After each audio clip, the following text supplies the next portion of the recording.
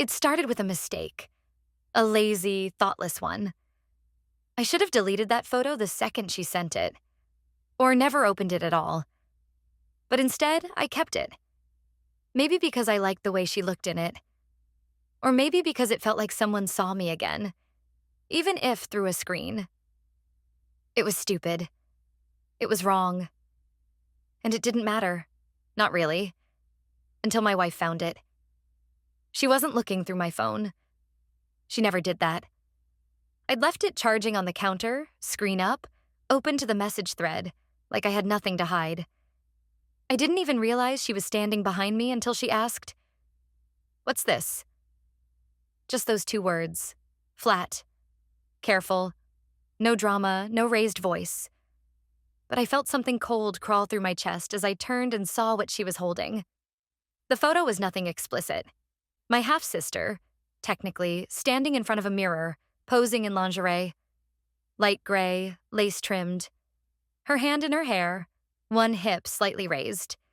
She'd sent it a few days ago with a joke. "You said I couldn't pull this off. You were wrong." I hadn't replied, but I hadn't deleted it either. And now it was between us, raw and real. I said the only thing that came to mind. "She sent it as a joke. I didn't ask for it." She looked at me, and for a moment, I thought she believed me. Maybe she even did. But belief isn't trust. Belief is a crack in a wall. Trust is what holds the whole structure up. And suddenly, I wasn't sure if we had that anymore. She didn't say anything else. She put the phone down, walked past me, and started folding the laundry. It was a small movement, ordinary, but it felt final, like something had shifted that couldn't be undone. I wanted to speak. I didn't. I watched her hands instead. Smooth, practiced, indifferent. That night, I couldn't sleep. I kept thinking about what she'd seen in that picture. Not just the image of another woman, but what it meant that I had it, that I hadn't gotten rid of it, that I'd kept something hidden, even if only for myself.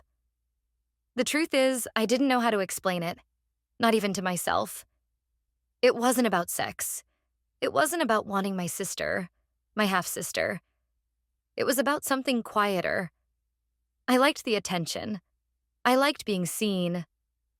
I liked the possibility that I was still interesting to someone. That maybe I hadn't disappeared under the weight of bills and routines and long silences in bed. My wife hadn't touched me in weeks, and I hadn't reached for her either. We'd built a routine so smooth, so predictable, we could glide through days without friction. No fights, no passion, no connection. Just the familiar rhythm of two people too polite to ask for more. But now she looked at me differently. Not angry, not hurt. Something worse. Like she was trying to measure the distance between the man she married and the man in front of her, and couldn't decide if the gap was worth crossing. I began noticing her silence. The way she moved through the house without urgency, without sound. Her perfume had changed recently, something softer, warmer, but she didn't ask if I noticed. I did. I just didn't tell her. I thought she didn't care anymore. But maybe she did. Maybe that was her way of trying. And the worst part? I wasn't even angry with myself. Not really. I felt exposed. Like she'd opened a door I didn't even realize was there. And behind it wasn't just the photo. It was everything we hadn't said, hadn't done, hadn't risked. My sister, half-sister, was staying with us for a few weeks. That had been my idea. She was between apartments, needed a place. It seemed harmless. But now every glance, every shared space, every casual laugh felt like part of a trap I'd set for myself without realizing. And my wife. She wasn't playing along. She was watching. Quietly. Closely. I told myself nothing had happened. That I could fix it. That the photo didn't mean anything. But I also knew I hadn't looked away from it the first time. I had stared. Too long. And I had liked it. Too much. She didn't bring it up again. Not the photo, not the message, not the silence that followed. And maybe that was worse. The absence of confrontation left everything suspended in air, unfinished, unresolved, like a sentence waiting for a verb. I kept expecting her to explode, to accuse, to cry, to do something. But she didn't. She simply resumed her routines, only now they felt colder, more precise. She wasn't angry. She was watching. And somehow that made me feel more naked than guilt ever could. It was a Friday evening when it happened. The kind of evening we used to share easily. Wine, a late dinner, maybe music on low. Something old and familiar. But this time it was different. The house was too quiet. My sister wasn't home. She'd gone out with a friend and wasn't due back until late. I remember thinking we should use the moment. Try to talk, or at least reconnect. She came out onto the veranda barefoot, holding a glass of wine. No words, just her presence. She wore a thin silver dress, the kind with barely there straps that moved like water when she walked. No jewelry, no makeup. Hair loose, falling down her back. I hadn't seen her like that in years. Effortless, composed, and unreachable. I looked at her and realized I'd been staring. She noticed, and she didn't turn away. She sat beside me, just close enough that I could feel the warmth of her arm along mine. Not touching. Just there. Present. Heavy with meaning. "I saw that you deleted the message," she said softly, not looking at me. I hadn't even noticed she'd checked again. I nodded. I thought it was better that way. Too late for that, don't you think? The way she said it, calm, almost curious, unsettled me more than shouting ever could. It wasn't anger. It was something else. A quiet reckoning. "I didn't ask for the photo," I said, trying to justify something I couldn't name. "I didn't say you did." We fell into silence. Crickets buzzed somewhere in the distance. A breeze moved the trees. I could smell her shampoo, something warm and floral, and I realized how long it had been since I'd truly noticed that. "I miss you," I said, almost involuntarily. She turned to me then, and her eyes held something I hadn't seen in a long time. Not forgiveness, not warmth, but longing, wounded and restrained. "I miss myself," she whispered. And then she leaned forward, not abruptly, not forcefully, just gently. Her lips touched mine. Software. Careful, searching. It didn't last long, just a few seconds. But it was enough to jolt something awake. Not passion, not even regret. Something in between. The kiss wasn't about romance. It wasn't about love. It was about recognition. Two people realizing how far they'd drifted and how little they knew the person beside them anymore. When she pulled away, I didn't reach for her. She didn't move.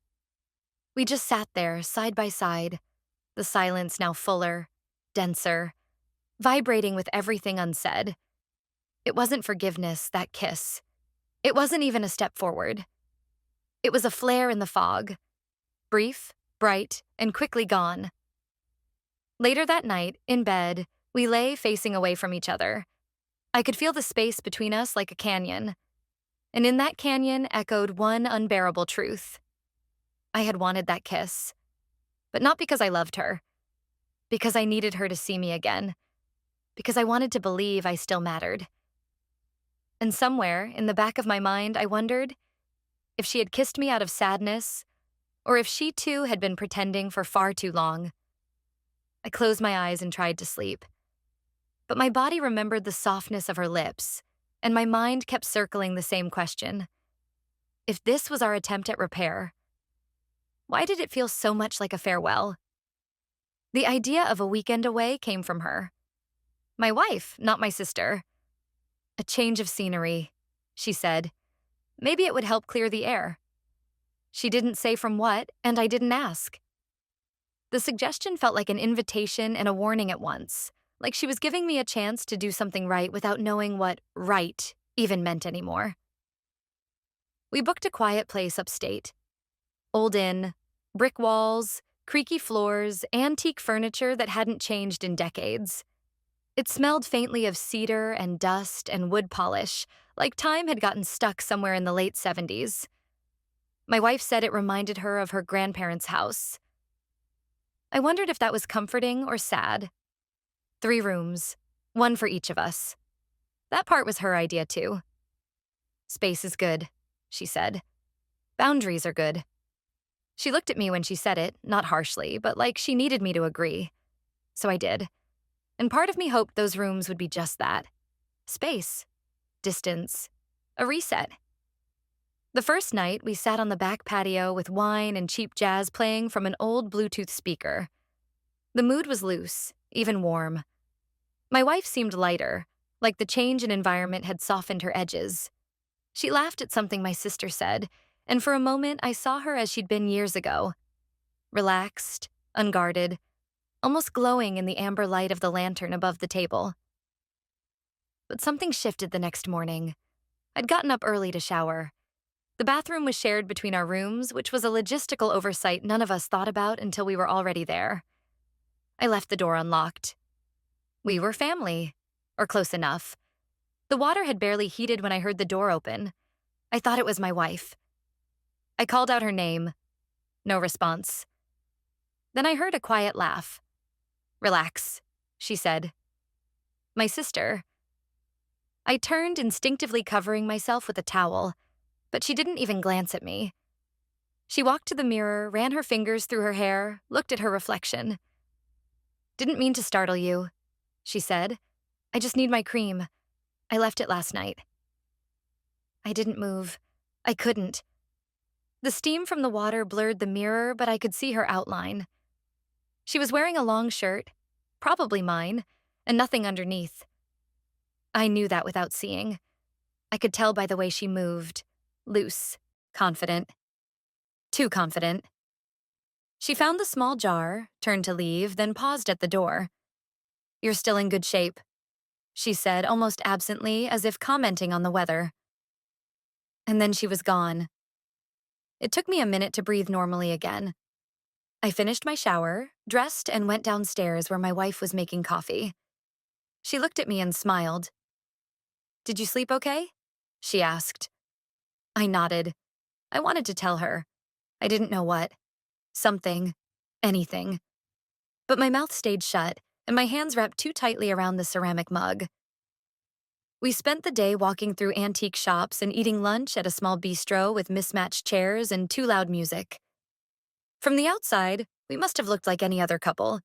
Familiar, comfortable, maybe even content. But inside, I was running through every possible version of what had just happened. What it meant. Whether it meant anything. That night, back at the inn, I lingered downstairs with my sister after my wife went to bed. I told myself I stayed to finish my drink. She asked me about work, about life, about whether I ever felt stuck. I said I didn't know what she meant.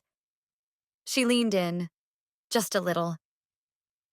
"Sometimes I think the wrong people end up with each other," she said.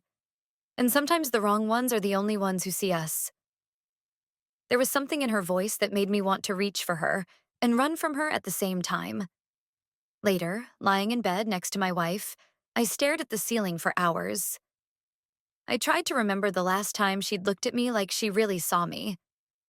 Not just the face she knew, but the man behind it.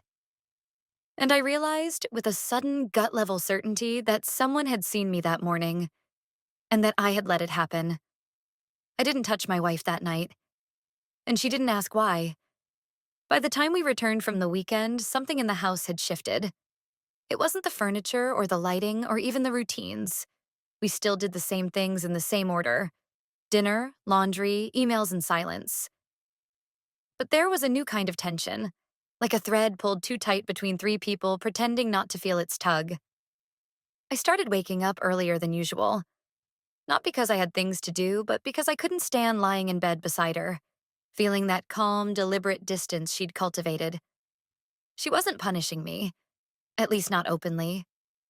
But there was a coolness in her every gesture now, something passive yet exact, as though she were slowly creating space for herself inside our marriage, whether or not I noticed.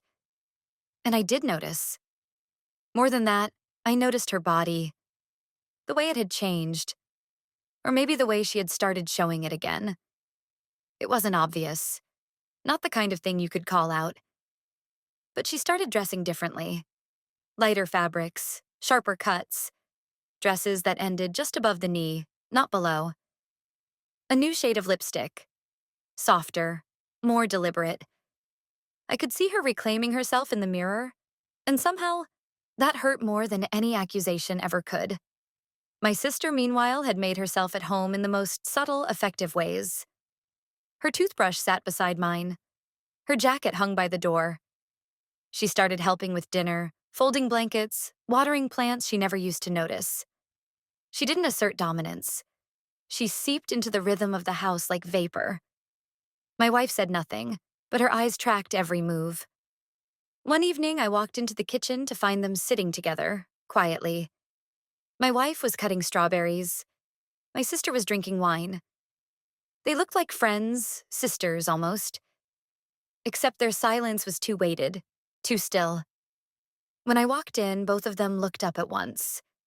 There was no tension in their faces, no visible emotion. Just two women watching me. I felt in that moment like an exhibit. I tried to make light of it. I said something about the wine, about the mess in the sink. My sister laughed. My wife didn't.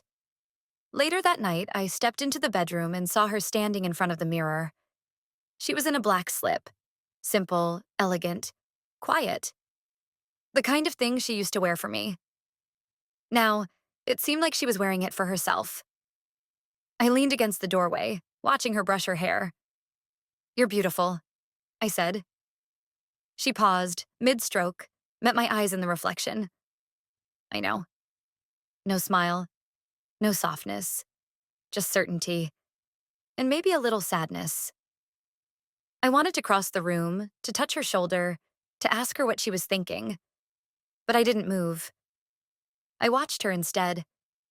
And in her stillness, I realized how far I'd drifted from the place where my touch meant anything. The next morning, she left early for work. She didn't kiss me goodbye. My sister was in the kitchen, barefoot, making coffee like she belonged there. I said nothing as I poured my own cup, but I could feel her eyes on me. "She's not stupid," she said. I never said she was. "Number. But you act like you think she'll never ask questions." I didn't answer, because I didn't know what to say. Not to that. Not to anything, really. "She's changing," she continued, taking a slow sip. "And it's not because of me. It's because you're finally looking." It was an odd thing to hear, almost accusatory, almost tender. That afternoon, I found myself staring at my reflection in the window of my office, wondering what she saw when she looked at me now, wondering if she even looked. If I were her, I wasn't sure I would. By nightfall, the house was quiet again. Too quiet. My sister was reading in the living room, feet tucked under her. My wife came home late. Her cheeks were flushed from the wind, her eyes unreadable. She kissed me on the cheek when she passed. Softly, like a ritual, like a habit from another life. And I knew something was unraveling. Not in chaos, not with screaming, but in silence. In the slow, steady way two people drift when they forget how to reach for each other. And someone else just down the hall was already reaching. It happened on a Thursday, a day like any other. Rain in the morning, light traffic, an email from a client I didn't care to read. I came home to the smell of citrus and wood polish, the soft sound of music playing in the kitchen. Not classical, not jazz, something slower, more rhythmic. It felt deliberate. My wife wasn't home yet. I assumed she was running late. But the music wasn't hers. I walked into the kitchen and found my sister barefoot, standing by the sink, peeling an orange. The robe she wore was thin, a deep blue that looked nearly black in the dim light, tied loosely at the waist. Her legs were bare, crossed at the ankles. She didn't flinch when I entered, didn't smile.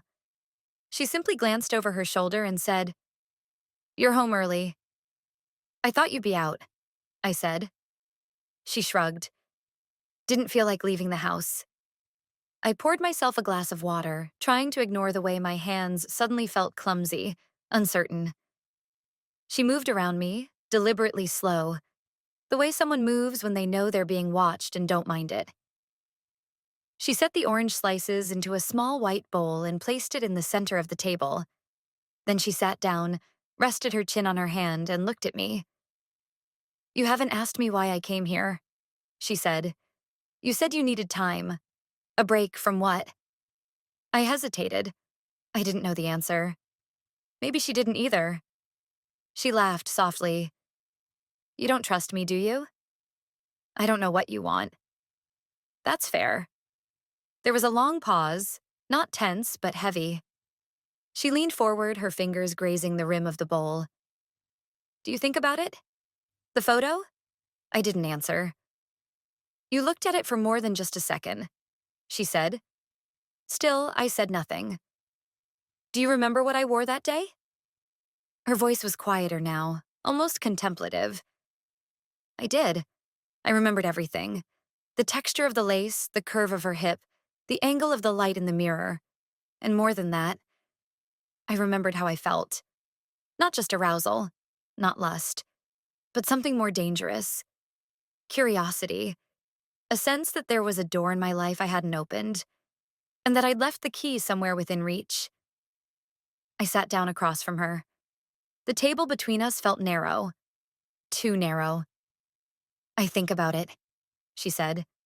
"More than I should." There was something in her voice I hadn't heard before. Vulnerability. Not performance, not seduction, just truth, plain and unbearable. And maybe that's why I leaned forward. Maybe that's why she didn't pull away. The kiss was quiet. No rush, no breathless urgency. Just skin meeting skin.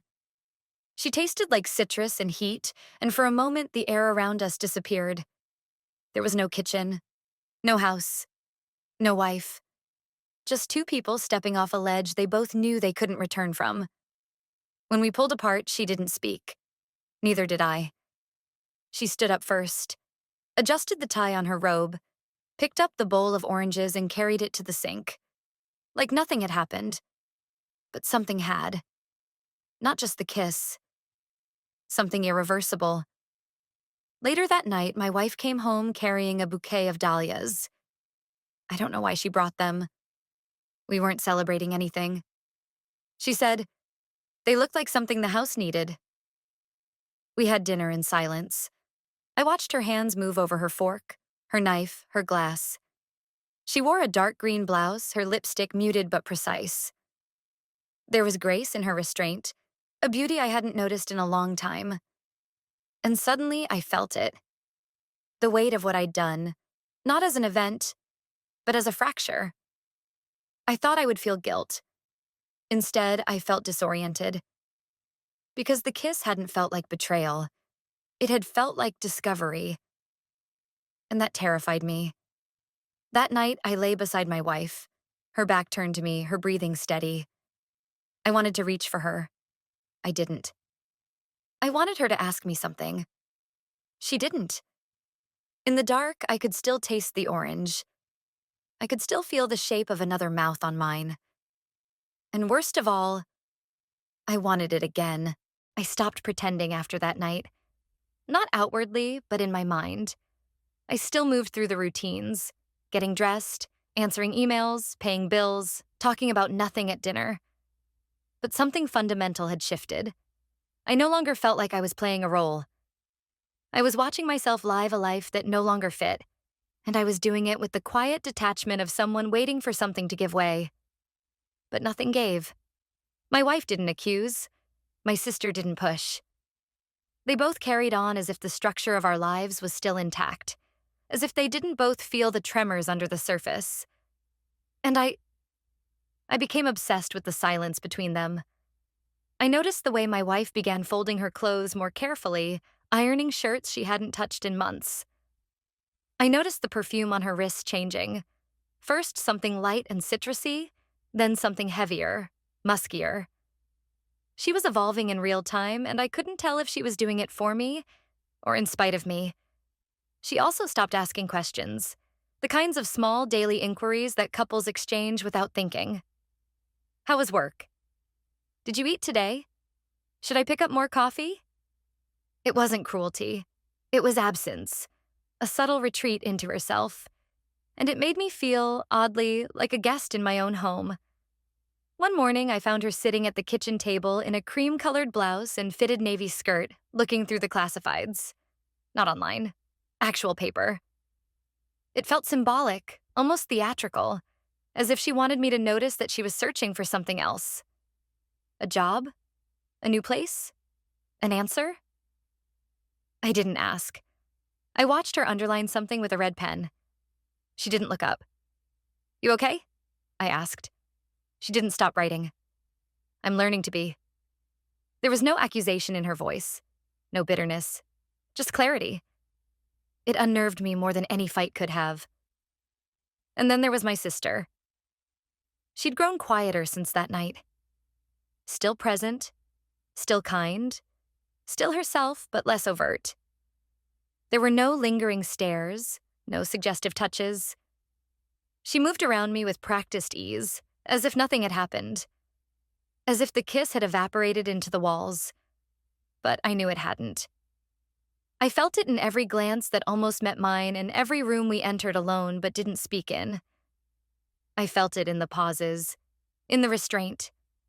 I told myself I was in control, that I could keep everything from unraveling if I just stayed silent. But that was a lie. I didn't want to keep it from unraveling. I wanted to see where it would go. One night, I came home to find both women in the living room. My wife was seated on the couch, legs crossed, wearing a pale silk robe that I didn't recognize. My sister sat in the armchair, barefoot, her hair still damp from the shower. A candle flickered between them, scenting the room with something sweet and heavy. Vanilla, maybe, or amber. They were drinking wine and listening to a piano piece I couldn't name. They weren't speaking. They weren't even looking at each other. But the air felt thick, charged. I stood in the doorway for a moment too long. My wife looked up. Join us? It wasn't a question. It was something closer to a dare. I sat down between them. No one said a word. The music filled the space, and I could feel them on either side of me. One warm, the other cooler, both unreadable. I looked at my wife. She met my gaze and didn't blink. You seem distant lately, she said, as if commenting on the weather. Do I?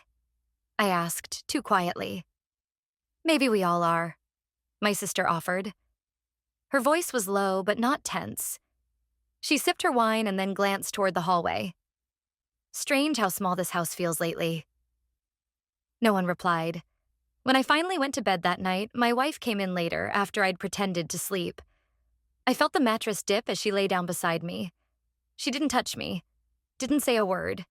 But sometime around dawn, I opened my eyes to find her sitting on the edge of the bed, staring into the dark.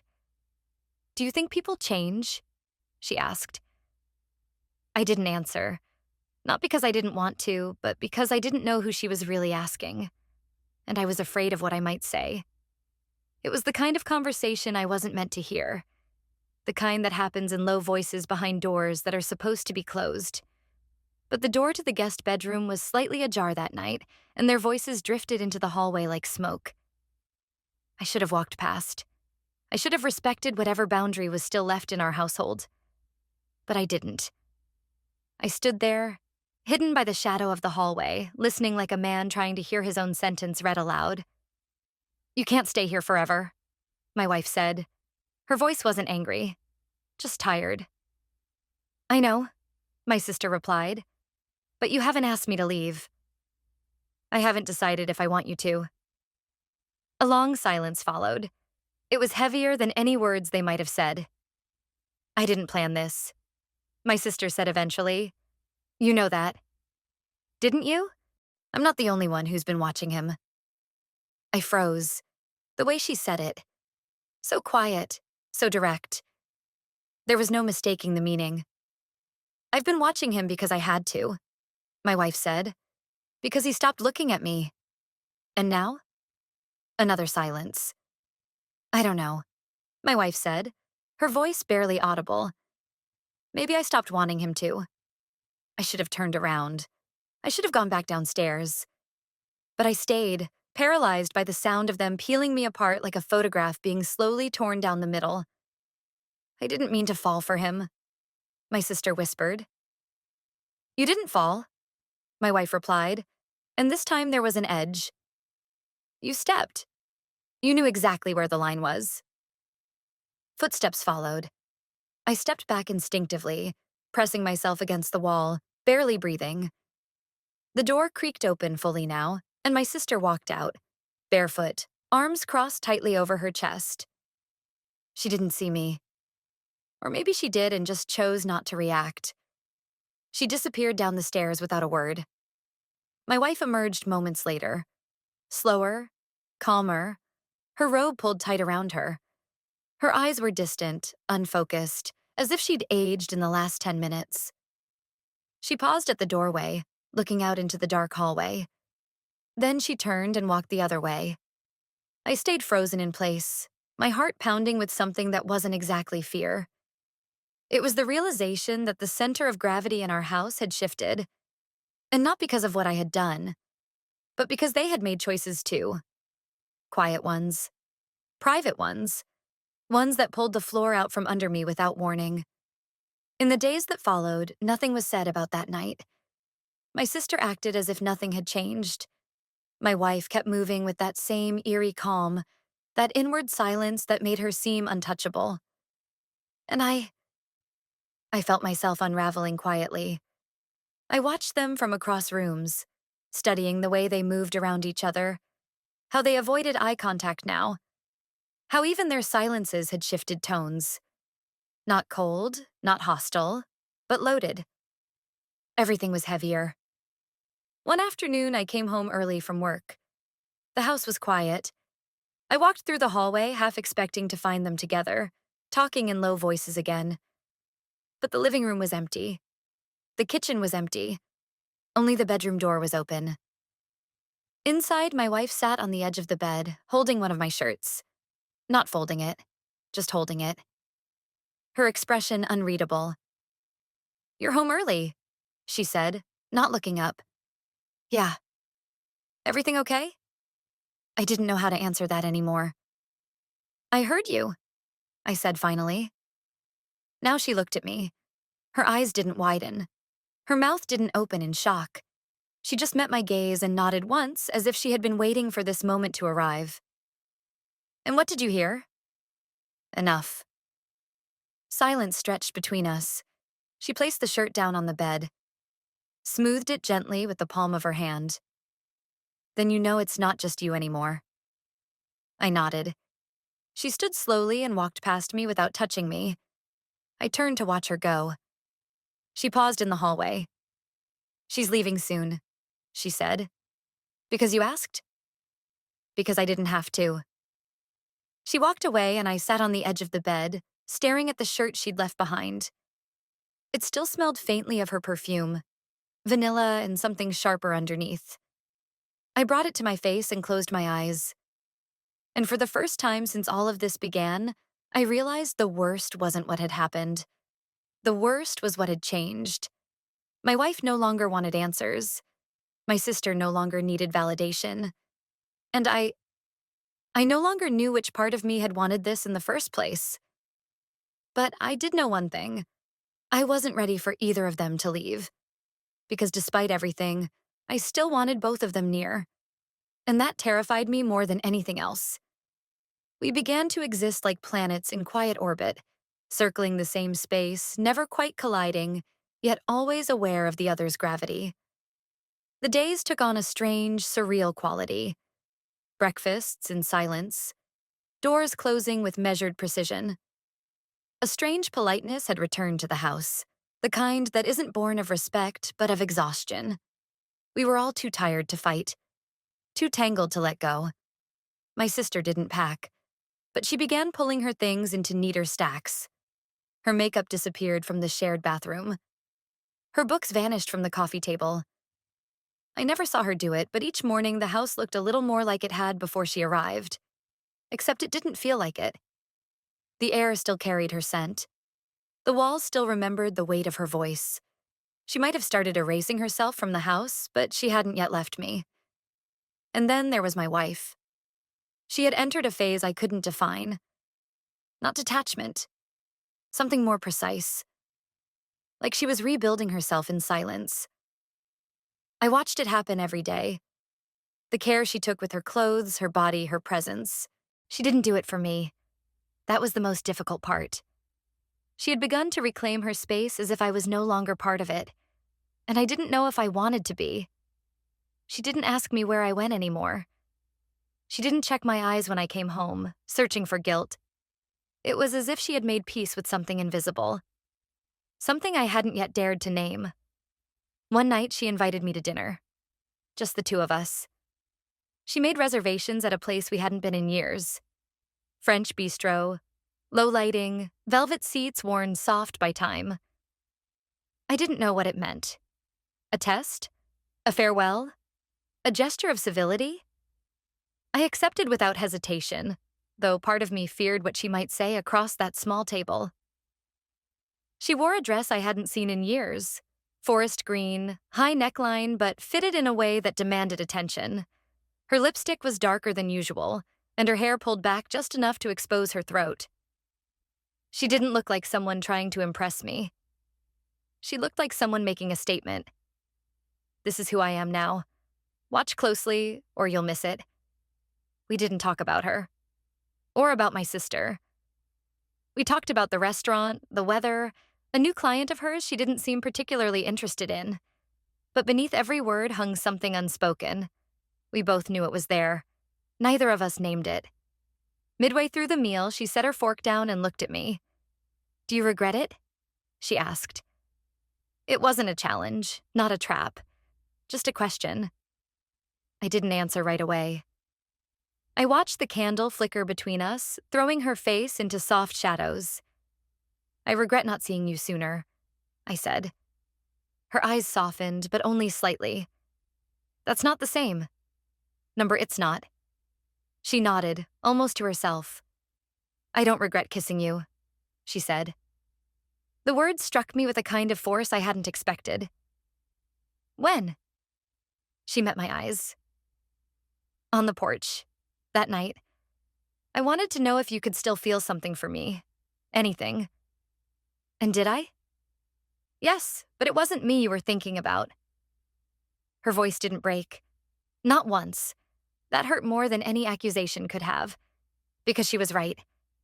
That night, I had wanted to feel her. Needed to. But I hadn't been present.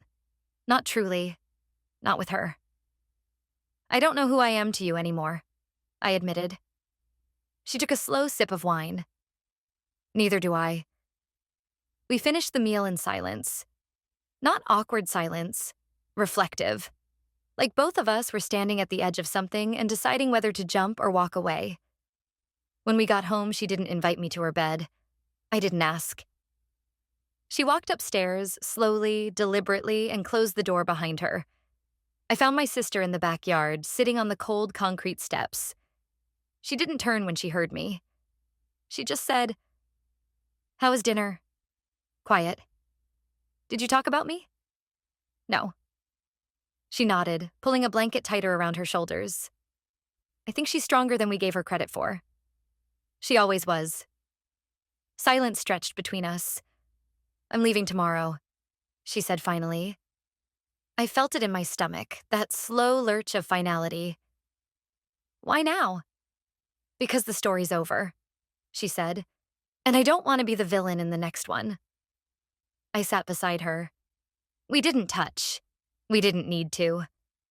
The stars above us were faint, swallowed by the suburban glow. I tried to imagine what the house would feel like without her presence moving quietly through its corners. Lighter? Colder? Honest? "I'm not sure what I feel anymore," I whispered.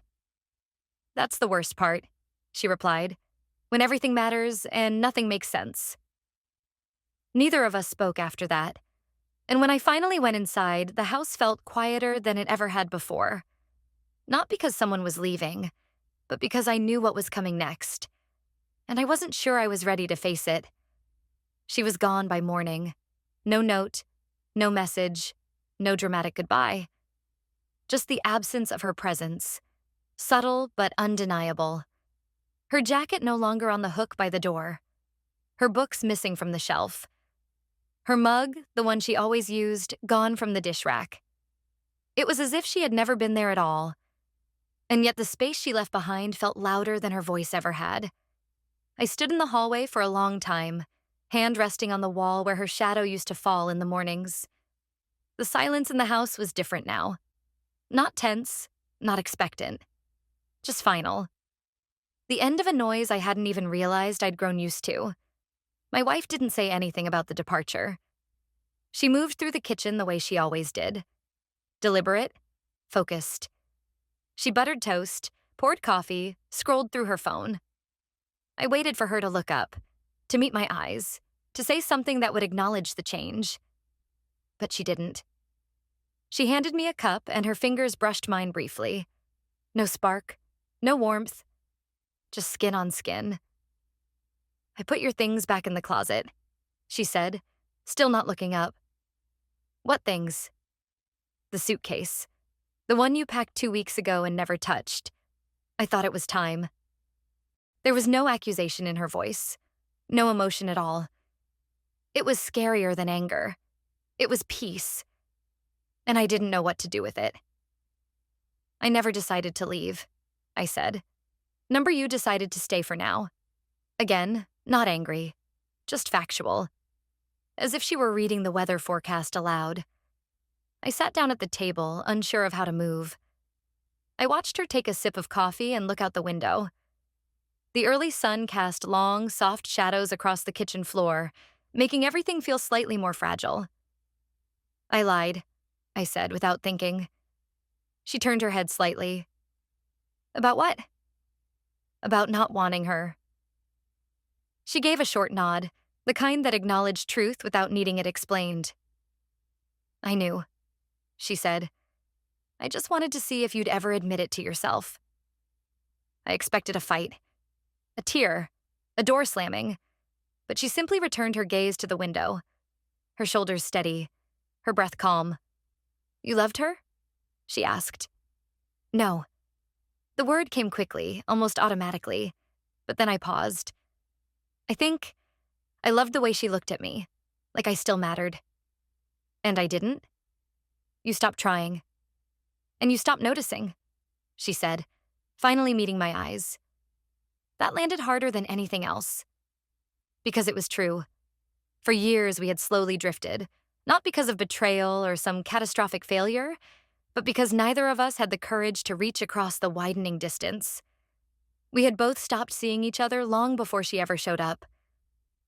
"I still don't know what I want," I admitted. "I know," she said. "But I do." That terrified me more than anything. "What does that mean?" She looked at me for a long time. "It means I'm done waiting for you to become the man I used to believe you were. If you find him again, maybe you can come home to me." She stood, walked over to the sink and rinsed her cup. Her back was to me, her posture unflinching. "You're leaving?" I asked. "No," she said. "I'm living. You just have to decide if you still belong in that life." She walked out of the room, and I was left with the hum of the refrigerator and the weight of her words. I sat there long after the coffee cooled, staring at the empty doorway. Later that afternoon, I found myself in the bedroom, pulling open drawers, running my hand over the edge of the dresser. I wasn't packing. I wasn't even thinking clearly. I just needed to feel something that belonged to me. Something solid. But everything felt borrowed, temporary. Like I had been living in a story that was never really mine. I opened the closet and saw my suitcase, exactly where she said it would be. Neatly placed, waiting. But I didn't touch it. Instead, I sat on the edge of the bed and tried to remember what it had felt like to be certain about anything. About love. About right and wrong. about who I was in a marriage that had started with promises and ended in silence. I thought of my sister, her laugh, her recklessness, her lips. I thought of the way she had looked at me that first night, hungry, not for sex, but for significance. The way she made me feel like I was still capable of waking someone else up inside their own skin. And I thought of my wife, the quiet strength, the way she still moved through the house like she belonged to it and it to her. The way she hadn't begged, hadn't chased, hadn't cried. She had simply watched me fail to choose and decided to choose herself instead. The tragedy wasn't the kiss, or the lies, or even the desire. The tragedy was that we had all wanted the same thing: to be seen, to be needed, and none of us had known how to ask for it until it was too late. And now, here I was, still sitting, still waiting, still wondering whether the door was closing behind me or if I was the one pulling it shut.